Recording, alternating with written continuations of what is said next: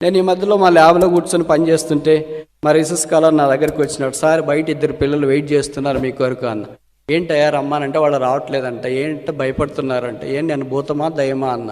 ఏమో సార్ భయపడుతున్నారంటే సరే వెళ్ళి కనుక్కొని రా అంటే వెళ్ళి కనుక్కొని వచ్చిన వాళ్ళకి ఏదో ఫీజు కట్టాలంట సార్, డబ్బులు అవసరం ఉందంట అన్న. సరే వాళ్ళని రమ్మాను అన్న. వాళ్ళు వచ్చినారు భయంతో. ఎంత కావాలంటే 500 అన్నారు. నా గుండె జారిపోయినట్లు అనిపించింది. 500 కొరకు అంత భయమా? ఇప్పుడు 500 అంటే అసలు లెక్కే లేదు. ఇప్పుడు మా దినాల్లోనైతే 20 రూపాయలు ఫీజు కట్టాలంటే కూలికి వెళ్ళి వారం రోజులకు 10 రోజులు కష్టపడితే 20 రూపాయలు వస్తే దాన్ని తీసుకుని వెళ్ళి ఖర్చు చేయాలి. ఇప్పుడు అలా కాదు కదా. సరే 500 తీసుకుని వెళ్ళండి అని చెప్పి ఒకళ్ళకి అంత ఇస్తే వాళ్ళు మళ్ళీ మేము వారంలోకి ఇస్తాం సార్ అన్నారు. ఇవ్వటానికి కాదయ్యా నేను ఇచ్చింది, మీరు వాడుకోవటానికి ఇచ్చింది దేవుడి. ఒక్కసారిగా ఇవ్వాల్సిన పని లేదంటే వాళ్ళ కళ్ళలో నుండి అలాగే కన్నీళ్ళు రాలినాయి. నా హృదయం పరువెక్కిపోయింది. ఒక సామాన్యమైన తోటి మానవుని కొరకు ఫీజు కొరకు అవసరమైన ఒక చిరు సహాయం చేసినప్పుడే మనిషిని హృదయం ఇంత బరువెక్కితే పాపాత్మలమైన మనల్ని యేసుప్రభు శిలువలో రక్తం ద్వారా కడిగి విడిపించి ఆ క్రైము చెల్లించినప్పుడు ఆయన హృదయం ఎంత బరువెక్కిండాల. ఆయన రక్తం ద్వారా కొనబడిన మనం ఆయన కొరకు బానిసలుగా మార్చబడటానికి మన మనసులు ఎంత సాధకము చేయబడాలా.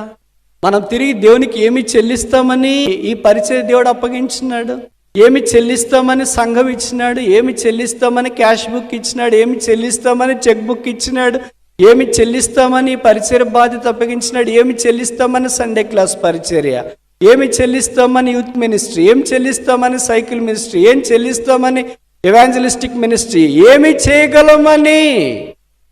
ఏమైనా చేయాలంటే నష్టం చేయగలం, ఏమైనా చేయాలంటే పాడు చేయగలం, కానీ బాగు చేయలేం. కానీ దేవుడు మనల్ని నమ్మకస్తులుగా ఎంచి మన కొరకు అప్పగించిన దీనిని మనం దేవుని కొరకు వాడుకోవడం చాలా ప్రాముఖ్యం. కానీ విచిత్రం ఏంటంటే కొన్నిసార్లు మనమే ఉన్నదాని కొరకే ఖర్చు పెట్టేస్తూ ఉంటాం. ఎన్ని బట్టలు. ఒక ఆమెను ప్రేమించినాడంట.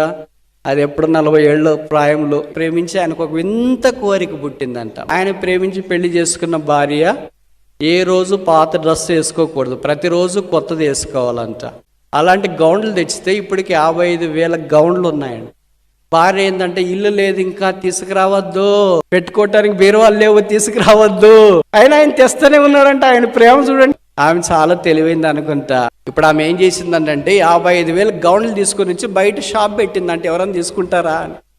విచిత్రం ఏంటంటే ఆమె ఇప్పటిదాకా సగం కూడా అమ్మలేదంట. ఇంకెప్పుడు అవి అమ్మాలా? ఆమె అమ్మాలన్నా, ఇంట్లో భర్తను చూసుకోవాలన్నా, ఈ వ్యాపకాలు చూసుకోవాలన్నా, డబ్బుని ఎంత విచ్చలవిడిగా ప్రజలు వేస్ట్ చేస్తున్నారు చూడండి. Consider your wealth.